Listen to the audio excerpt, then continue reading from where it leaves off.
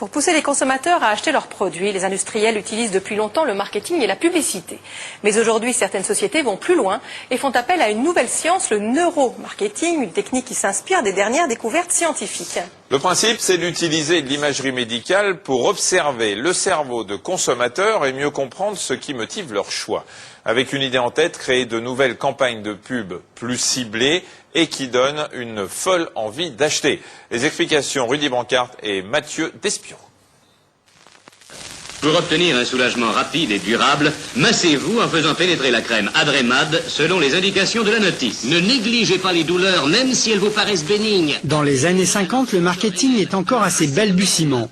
La recette était simple, il fallait montrer le produit, sa notice, le tout accompagné d'un discours bien rodé. Mais depuis, le marketing a énormément évolué. Une des dernières tendances est le marketing sensoriel. Les magasins comme celui-ci où l'on trouve des massages, des parfums et un tas d'accessoires sont devenus de véritables théâtres où chacun de nos sens est sollicité. Ici, tous les sens sont en éveil et surtout sont en interactivité. On joue sur la sensorialité des 5 sens en même temps. Au niveau des sensibilités kinesthésiques, on a un sol un peu dur et puis tout d'un coup, on va passer d'un sol souple et mou, donc on va s'arrêter et là, on va avoir une sensation différente. Et puis au niveau de la couleur aussi, il faut savoir que la couleur est une sensation et pas une matière. Jouer avec la lumière, les odeurs ou encore avec les nouvelles matières permet de mettre le client dans un état de bien-être. Quant à la musique a ici un effet apaisant puisqu'elle est calme, elle est relaxante. Au contraire de la techno qui par exemple va faire que notre cœur va se caler sur le rythme de la techno. Donc il y aura un effet dynamisant tout de suite, mais ensuite il peut y avoir un effet déprimant. Donc il faut savoir utiliser la musique à bon escient. On achète une perception, on achète ce que représente un produit. On n'achète plus le produit puisque le produit on a déjà satisfait matériellement. Mais si ces concepts affichent clairement l'intention de caresser vos sens pour vous faire acheter, les publicitaires le font aussi beaucoup plus discrètement en visant directement votre cerveau. Si l'on en croit les tests comparatifs, ça marche. Exemple, avec ces images d'IRM prises alors qu'un cobaye boit 2 colas différents. Résultat, son attirance pour l'un ou l'autre n'est pas seulement guidée par le goût.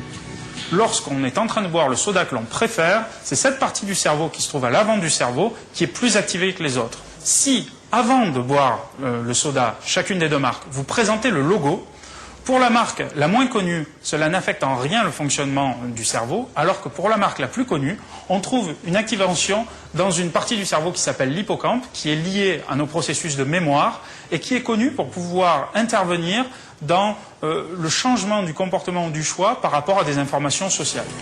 Notre achat est donc directement guidé par nos souvenirs.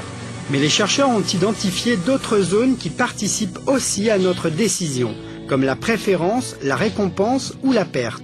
Des zones qu'ils tentent d'activer ou de désactiver. C'est précisément ce que vend cette directrice en marketing à de grandes marques françaises en toute discrétion. Ce qu'on fait pour nos clients, c'est finalement une sorte de photographie comme ça du cerveau avec les zones qui s'allument chez eux et chez leurs concurrents. Ça leur permet en fait de positionner leur stratégie marketing. Par exemple, cette zone de cortex préfrontal qui se trouve là est très importante à activer dans tout ce qui relève de l'estime de soi. Et en fait, elle est activée par toutes les marques de luxe. Et elle est très importante, par exemple, chez les adolescents qui réagissent beaucoup par rapport à cette zone-là. C'est pour ça qu'en fait, ils veulent tous les mêmes marques. Un bon point pour les marques qui pourtant ne se vantent pas de telles expériences. Aujourd'hui, en fait, on garde confidentiel le nom de nos clients parce que, pour la simple et bonne raison que le neuromarketing est à tort considéré par certaines personnes comme de la manipulation. On peut prédire l'acte d'achat d'une personne aujourd'hui.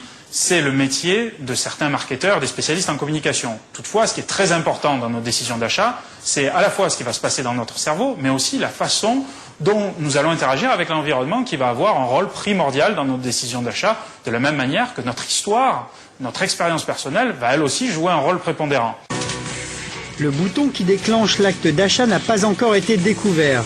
Cela n'empêche qu'aujourd'hui, les publicitaires sont bien sur les traces de notre fameux temps de cerveau disponible.